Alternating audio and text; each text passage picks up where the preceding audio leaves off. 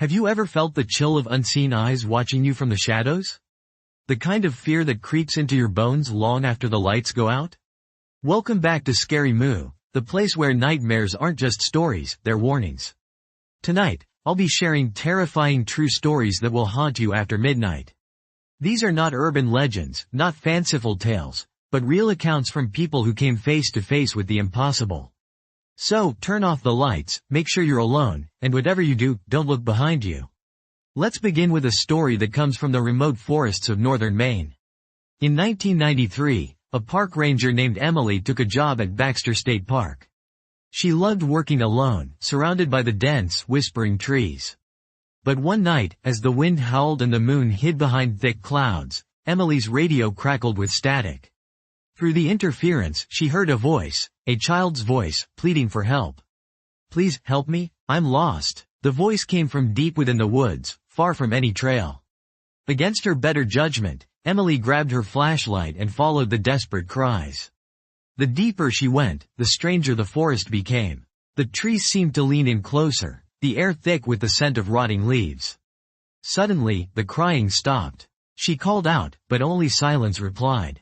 Then, right in front of her, she spotted a small, trembling figure. A girl in a tattered dress, her face hidden by long, matted hair. Emily rushed over, but as she touched the girl's shoulder, the child vanished into thin air, replaced by a deafening scream that echoed all around her. Terrified, Emily ran back to her station. The next day, she learned that decades ago, a little girl had disappeared in those very woods. Her body was never found. Rangers still hear her cries on stormy nights, and those who follow are never quite the same. Emily quit her job that week, but she says she still hears the girl's voice in her dreams, begging, always begging, for someone to find her. Not all entities want to be found. Some want to find you. In the late 1970s, a family moved into an old farmhouse in rural Nebraska. The house had been abandoned for years. Locals whispered that the previous owner, a recluse named Mr. Harrow, had died mysteriously, and that strange lights could be seen flickering in the windows at night. The new family, the Tanners, thought nothing of it. But their daughter, Lily, started waking up each night, screaming about the man in the hallway. At first, her parents brushed it off as nightmares. But then, little things started happening. The dog refused to go upstairs, doors opened and closed by themselves, and cold spots appeared in the warmest rooms.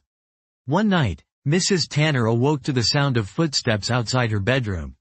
She opened her door and saw a tall, shadowy figure standing at the end of the hall, watching her with eyes that seemed to glow faintly in the darkness.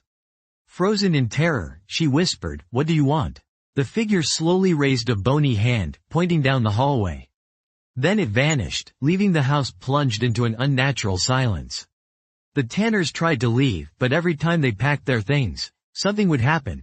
A car wouldn't start, keys would go missing, windows would jam shut. Eventually, they learned that Mr. Harrow hadn't died of natural causes.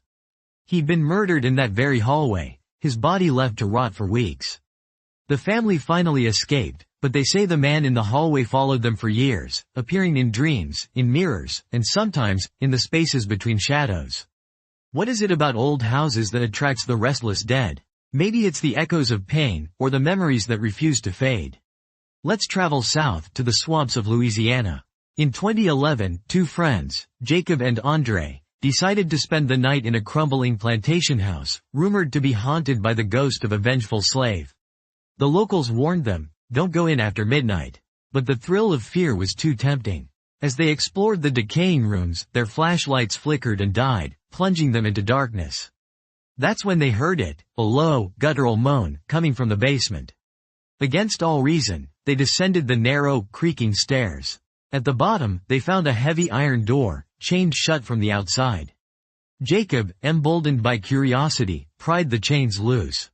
The door swung open with a groan, releasing a wave of icy air and the stench of death. Deep inside, something moved, a hunched, shuffling figure, its eyes burning with hatred. The friends fled, but not before the creature brushed past them, leaving deep scratches on Jacob's arm. They barely made it out alive, stumbling into the dawn, bloodied and shaken. Weeks later, Jacob developed a fever that wouldn't break. He claimed he could hear whispering voices in his head, urging him to finish what was started. He was never the same again. Some say the ghost of the plantation follows those who trespass, marking them for vengeance. The house still stands, but no one dares go near it after dark.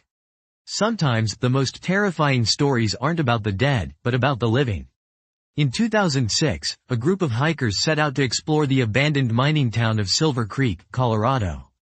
The town had vanished overnight nearly a century ago, its inhabitants fleeing for reasons lost to time.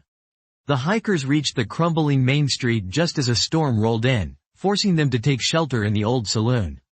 As darkness fell, the wind howled through broken windows, carrying with it the sound of distant voices, singing, laughing, and then, screaming. One of the hikers, Mark, wandered upstairs to investigate. He found a long hallway lined with doors, each one slightly ajar. As he passed, he glimpsed movement behind the doors, shadows twisting and writhing, faces pressed against the glass panes, eyes wide with terror. At the end of the hall, he found a bloodstained diary. The final entry read, "They're here. They won't let us leave. I hear them scratching at the walls." Suddenly, Mark felt icy fingers wrap around his ankle. He looked down to see a pale, desperate face staring up at him from beneath the floorboards, mouth open in a silent scream. He broke free and ran, but the rest of the group was gone. He spent the night hiding in the ruins, surrounded by the restless spirits of Silver Creek. When the storm cleared, Mark stumbled out of town, alone and forever changed. To this day, he refuses to speak about what happened in that hallway. But sometimes when the wind is just right, you can hear the townsfolk of Silver Creek screaming for release.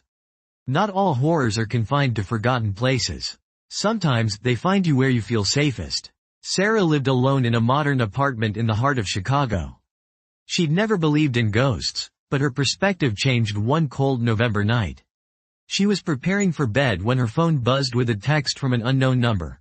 "I'm in your apartment." Thinking it was a prank, she ignored it. Minutes later, another message. "You can't see me, but I see you." Sarah laughed nervously, locking her doors and checking every room. But there was nothing out of place. As she tried to sleep, her phone buzzed again. This time, there was a photo of her, asleep in her bed, taken from the foot of the mattress. She bolted upright, heart pounding. The apartment was empty, but the messages kept coming, under the bed, behind the mirror, in the closet. Desperate, Sarah called the police. They found nothing, but the texts continued for weeks, each one more sinister than the last. Then, one night, as she lay awake, she saw movement in the corner of her eye. Something dark and formless, watching her from the shadows. She fled the apartment, never to return. To this day, she still receives messages from that same number, each one more chilling than the last. Sometimes, the greatest horrors are the ones that know your name. Let's move across the world to Japan, where legends of the supernatural are woven into the very fabric of night. In a quiet suburb outside Tokyo, a man named Hiroshi began hearing footsteps in his apartment every night at 2:03 a.m. The footsteps would start in the hallway, shuffle past his bedroom door, and stop outside the kitchen. At first, he thought it was his neighbor. But when he asked around, he learned that no one else lived on his floor. One night, Hiroshi decided to wait in the kitchen, armed with a knife. As the clock struck 2:03, the footsteps began. The door creaked open, and a woman in a tattered white kimono glided into the room, her long black hair covering her face. He tried to scream, but no sound came out. The woman lifted her head, revealing empty black sockets where her eyes should have been. She reached out, her fingers impossibly long, and whispered, "You shouldn't have stayed." When Hiroshi awoke, he was lying on the floor, his arms covered in strange bruises. The footsteps never returned, but he says he still dreams of the woman's face, and he wakes each time at exactly 2:03 a.m. In Japan, they say that if a spirit knows your name, it will follow you forever. But what about the horrors that come from within? The terrifying certainty that you are not alone in your own mind. Casey was a nurse in a psychiatric hospital in Pennsylvania. She'd worked the night shift for years, accustomed to the dark and the silence. But there was one patient who unsettled her more than any other. A man named David, who claimed he was possessed by something ancient and evil. David never spoke, except to mutter strange words in a language no one could identify. He spent hours staring at the wall, tracing patterns in the air. One night, as Casey made her rounds, she heard a guttural growl coming from David's room. She opened the door to find him standing on his bed, His eyes rolled back, mouth stretched in a rictus grin. Before she could react, he lunged at her, grabbing her wrist with unnatural strength. "He's coming for you," David rasped, his voice echoing with a chorus of otherworldly whispers. "He sees you. He knows what you fear." Casey managed to break free, but from that night on, she was plagued by nightmares. Visions of a faceless shadow lurking at the end of her bed, whispering her name. She quit her job, but the nightmares never stopped. Sometimes she wakes to find strange symbols drawn on her walls, written in the same unknown language David spoke. She believes something crossed over that night, and it's still waiting for her in the dark. Do you believe places can be cursed? That some locations are so stained by tragedy that they trap evil like a spider in its web? In 1987, a group of college students decided to spend the weekend at an abandoned church in rural Mississippi.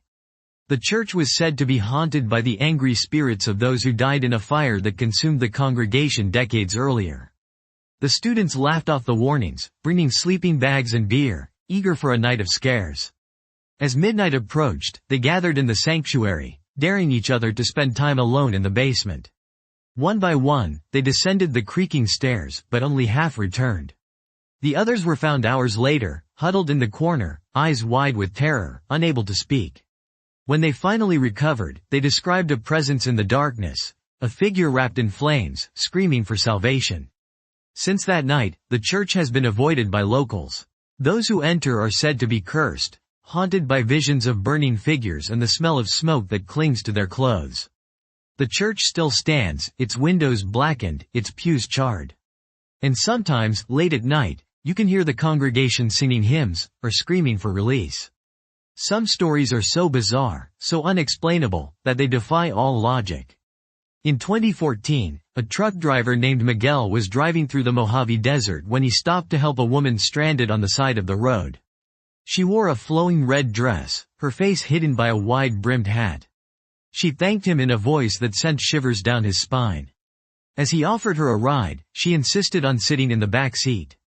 As they drove, Miguel glanced in the rearview mirror and saw the woman's face, pale, with eyes blacker than coal, her mouth stretched wide in a silent scream. The car grew icy cold, and every time he looked away, she seemed to move closer, her hands reaching for his throat. Terrified, he pulled over and jumped out, but when he looked back, the car was empty. Only the faint scent of roses lingered in the air. Locals say she is La Dama Roja, the Red Lady, a vengeful spirit who preys on travelers foolish enough to stop for her. Miguel never drove that stretch of road again, and he warns others. If you see a woman in red, keep driving, no matter how helpless she seems. Do you feel the weight of these stories pressing in? The sense that something is watching, listening, waiting in the darkness? These tales are not just warnings. They are reminders that the world is far stranger, and far more terrifying, than we like to believe. If you've made it this far, congratulations, you're braver than most. But remember, the next time you hear a whisper in the night, a knock at your door, or see a shadow move at the edge of your vision, it might not be your imagination. Horror doesn't care if you believe or not. It's always waiting, patient and hungry. If these stories kept you awake, be sure to subscribe to Scary Moo for more true tales of terror. Leave a comment with your own scary experience, and don't forget to hit the bell, so you never miss what's lurking in the dark. Until next time, keep your lights on. And whatever you do, don't look under your bed.